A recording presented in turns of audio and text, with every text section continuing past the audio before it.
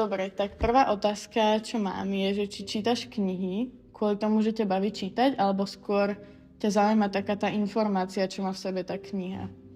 No, jedno aj druhé by som povedal, že teda keď mám rozdeliť na knihy, ktoré sú že fiction a non-fiction, tak fikciu ma baví čítať a non-fiction ako nejaké, že neviem, náučné, akože z dejín alebo z hocičoho, tak proste aj chcem vedieť. Jasné. Takže ja by som povedal, že jedno aj druhé vlastne tam patrí. A myslím si, že takto má väčšina ľudí, že vlastne aj ich baví čítať, aj vlastne tú pasiu z toho, alebo že zabíjaš v odzovkách pri tom čas, ale to nie je zabíjanie času, Rozumiem. ale zároveň vlastne aj sa niečo nové dozvedieť. Jasné.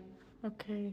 Čo ti robí v takomto období nečítania veľa, aj že vlastne veľa mladých ľudí, aj všeobecne ľudí sa dal na taký ten pasívny konzum. Čo tebe robí v takomto období radosť? Vieš, čo mi robí radosť, keď napríklad príde, a tento týždeň sa to stalo 2-krát, že príde vlastne mamka, alebo teda prišiel aj syn, to bola jedna, potom bola akože samotné dievča, že nechce čítať, ale vlastne napríklad, že veľká väčšina vlastne ľudí, alebo teda mladých, ktorí nečítajú alebo nechcú čítať, že častokrát je to preto, že vlastne dostanú knihy, ktoré ich nebavia. Napríklad sa to veľmi často stáva v škole, že je povinný teda čitateľský a tam napríklad, že 20 rokov sa nič nezmení, hej? A to potom aj vidí, že ich to nebaví, akože dajme tomu, že by ich niečo úplne nebavilo a zrazu keď prídu napríklad, že ja im dám, že komiks nejaký a veľmi často sa vlastne oni chytia na komiks, že neprečítajú alebo nechcú čítať, že už teda klasickú knihu, ale že komiksovú knihu, ja neviem, Malého princa alebo komiksovú knihu Anna zo zeleného domu, alebo teda podobne, že toto prečítajú a že sú z toho nadšení. A pre mňa mne to robí veľkú radosť, keď vidím, že čo sa týka že kníh, že aj keď napríklad, že není že veľký čitateľ, tak de facto akože neexistuje úplne, že kniha, ktorá by ho nezaujala. Len proste treba trafiť a niekedy to je náročné, no ale keď trafíš, tak vlastne potom ten človek si príde, že také niečo by som chcel ešte podobné. To je presne to, že treba podľa mňa, že veľa skúšať. Áno. No, my sme aj presne tak došli k tej téme viny, že vlastne ľudia častokrát majú tú výčitku z toho, že nedočítajú knihu, tak vlastne ani potom nezačnú ďalšiu, ale sú úplne, že staknutí na tej jednej, ktorú ani nechcú dočítať. Presne tak. A to vlastne nemá žiaden proste progres nikdy. No, treba skúšať, vieš. Hej. Treba skúšať od hociakých žánrov, hocičo a proste nakoniec nie u všetkých, ale akože u väčšiny nakoniec trafíš a ten človek si povie, že wow, že a keď trafíš, tak to je akože taký dobrý pocit, že hej, a môže to byť hocičo, hej, že ten človek má nejakú predstavu a zrazu príde s úplne niečím iným, že toto ho baví a toto ma akože toto ma dokáže potešiť. To je pekné veľmi, super. A vnímaš, že do takýchto priestorov, ako sú knihkupectva, chodia aj mladí ľudia? Že či často, alebo skôr ani vôbec? Vieš čo, by som povedal, že s nástupom akože sociálnych sietí alebo celkovo akože tým, že máš smartfón v kuse v ruke, že chodí menej, alebo že teda je menej čitateľov, ale zase na druhej strane, že ja keď si pamätám, tak keď som bol ja mladý, tak smartfón, teda ani telefóny ešte neboli. Prvý mobil som mal asi keď som mal 17 alebo 18. No a že vlastne vtedy tiež boli mladí, ktorí že nečítali, že vôbec, alebo teda nemali ku knihám vzťah a tak nemali smartfón, ale ja neviem, chodili von alebo proste riešili ten čas inak. Namiesto teda knihy. A podľa mňa je to skôr proste o tom, že či dokáže v rodine, ja neviem, že rodičia, keď sa bavíme o nejakých, ja neviem, 12-13 ročných ešte deťoch, že či im dokážu vytvoriť priestor, aby vlastne chytili tú knihu do ruky. Že keď napríklad, že na chvíľu odložíš mobil a zrazu proste zistíš, že toho môžeš robiť celkom dosť, akože kopec vecí a jedna z tých vecí je, že napríklad sa začítaš do nejakej knihy. Rozumiem. Ale to je tiež také veľmi subjektívne, lebo ja som sa akože narodila do rodiny čitateľov, že môj otec a moja mama vždycky proste veľmi adorovali knihy a vždycky chceli, aby som aj ja čítala, lenže čím viac akože mi to tak snažili sa vštepovať, tak ja som ani nemala tú chuť Áno. Ale niekde to aj bolo také, že aj by som chcela, ale nikdy som nečítala veľa, až teraz som sa vlastne v poslednej dobe k tomu tak dostala, že viac. No vidíš, Takže si ste našli knihy. no Nakoniec. presne, že som musela iba skúšať, ale akože Hej. boli tam aj dlhé roky nečítania a pocitu viny, že nečítam. No to sa inak veľmi často stáva, akože keď by sme išli, že úplne že pocit viny, že keď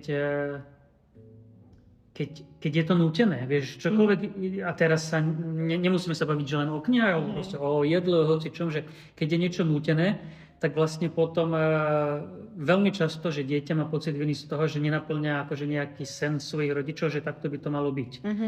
A namiesto možno, že nejakého nútenia alebo niečoho, že musíš, je, že tu máš túto ponuku a že ty si môžeš vybrať, že kedy chceš, to znamená, že keď to bude o 5 rokov, bude to proste o 5 rokov. A že tá ponuka vlastne je tu stále. Hej, to je podľa mňa dobrý spôsob.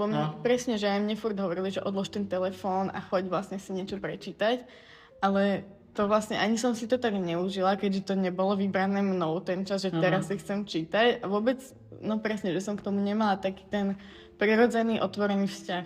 Kvôli tomu asi. A posledná otázka je taká tá najťažšia, že kedy pociťuješ ty vinu, čo sa týka čítania? Vieš kedy? Keď vlastne, nestáva sa mi to často, ale občas akože hej, keď čítam nejakú knihu a napríklad, že je to na odporúčanie niekoho a teda ja ju začnem čítať a vlastne zistím, že jedna z vecí, ktorá, akože, že keď si čítam knihu, je, že akože napríklad, že beletriu, takže že kniha ma musí baviť. Kniha nesmie nudiť. A ako náhle ma začne kniha nudiť, tak vlastne vtedy mám že silné nutkanie, že tak ju nedočítam. A vtedy vlastne mám nejaký taký pocit viny, že ten človek, vlastne, ktorý ju písal, že sa musel fest narobiť, vieš, akože napísať knihu to nie je len tak, dobre, teraz už máš GPT a pre mnohých to možno bude jednoduchšie, že to preženú cez četa a budú mať kapitolu spravenú, ale vlastne, že napísať kapitolu, ktorá má, neviem, 30 strán, skús to, aby si, že zrazu zistíš, že sedíš akože na ryti hodiny a desiatky hodín a že to nie je vôbec jednoduché. Áno. A že vlastne mi príde potom taký pocit viny, že ten človek akože sa pri tom narobil a ja vlastne to teraz tak, že zatvorím knihu a ho odmietam. Jasne. A vtedy to mám. A na druhej strane vlastne si poviem, že keď ma nudí kniha, to nie je dobré. Akože nestáva sa mi to často, lebo si teda vyberám. Ale ak ma začne nudiť, tak je to potom niečo nie je dobré. A to nemusí byť len, že spisovateľ, môže to byť, že redaktor, ktorý vlastne má škrtať, vieš. Lebo ono sa to volá, že spisovateľská slepota. Ty keď píšeš, nevidíš svoje chyby. A nemyslím len na hrúbky, týka sa to aj hrúbok, ale nevidíš svoje chyby, je to spisovateľská slepota. Že ty potrebuješ niekoho iného, ktorý to pozrie a povie, že ti vyhodí, ja neviem, celé 2 strany, že toto je nuda, toto je opakovanie, toto je klišé. A teraz si zoberieš, že napíšeš 30 strán a niekto ti vyhodí 20 alebo 25. A to je redakcia. No a keď ten redaktor, že to není to zvládnuté, dobre, tak potom vlastne to na knihe vidíš, že sa tam niečo opakuje, alebo proste, že bol slabší redaktor, alebo že redaktor mal byť väčšia sviňa a tak. A vtedy vlastne mi to je ľúto. Normálne akože, že niekto tomu venuje kopec času a ja to potom takto... To sme presne my v tom našom týme podcastovom rozoberali, že vlastne najskôr sme si povedali, že je v pohode nedočítať knihu. Je to v pohode, ale vlastne, že ty určite o niečo prichádza, že tá kniha nemá proste nadarmo 500 strán, že tam niečo je za tým. Takže to je taká veľmi otvorená otázka a asi na ňu není úplne ani presná odpoveď. Ale tiež sme sa tým zaoberali. A niekedy to je, že čítaš 300 strán a zrazu v 350 strane vlastne sa to nejako že rozbehne. Vieš? No, nebýva to, že úplne že často, ale sa to potom rozbehne a akože snažím sa vždy akože dočítať, ale nie vždy mi to... Niekedy je to také, že si poviem, že a dosť. A vtedy mi to je ľúto akože pre toho autora. No. Ale ako... No a potom ešte druhý pocit viny, keď pred 2 týždňami sa mi to stalo, že proste som si chcel jednu knihu prečítať a to tak 2 hodiny proste som mal a a som zabil čas úplne. A mi to tak prišlo ľúto, že to bol nie tou knihou, akože som úplne iné veci robil, som niečo hľadal na internete, potom som na YouTube dačo pozeral, vieš, a tak, že zabitý čas, akože úplne, že zabitý čas. A mi to tak, že fakt prišlo ľúto, že dokiaľ, že... A potom som akože do 2:00 rána čítal, vieš, tú knihu, lebo už som ju mal akože vrátiť na druhý deň kamošovi, lebo ona je vypredaná, nedá sa zohnať. Tak som do 2:00 rána čítal a potom som bol na druhý deň akože rozbitý a tak. A mi to tak prišlo ľúto, že keď čítam, tak vlastne ja to vôbec nepovažujem, že za zabitý čas, ani za premarnený, ale za akože, že veľké obohatenie. A ten čas akože máš nejako, že máš 24 hodín denne, z ktorého, ja neviem, 8 hodín spíš, potom toto, a zrazu ti zostane nejaký, že tvoj čas. A keď ten tvoj čas akože, že využiješ zle, že ten už sa nikdy nevráti, vieš, že, neviem teraz, kto to povedal, že Seneca, myslím, že niet väčšej, alebo Sokrates, nespomením si, že ktorý z nich, že niet väčšej straty nad stratený čas. Akože väčšej škody. A to je fakt, proste. To už nevrátiš nikdy. Ten čas a mi to tak proste prišlo ľúbo. Takže toto je druhý pocit viny, ktorý mám, keď akože čas premárnim nejakými úplnými, že hlúpostiami a napríklad to nevyužijem tým, že si fakt, že niečo dobre prečítam. Rozumiem. Ďakujem krásne za tento rozhovor.